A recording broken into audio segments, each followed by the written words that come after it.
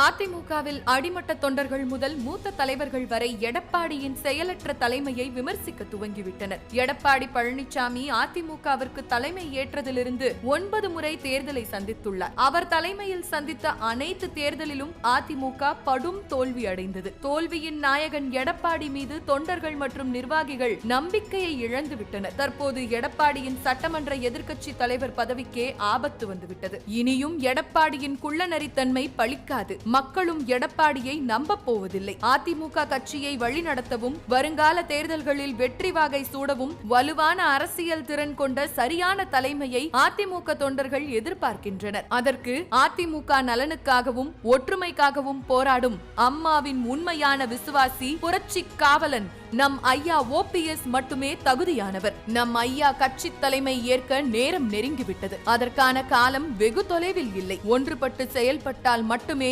வெற்றி பெற முடியும். ஒன்றிணைவோம், வெற்றி பெறுவோம். ஊழல் மிகுந்த திமுக அரசை விரட்டி அடிப்போம்.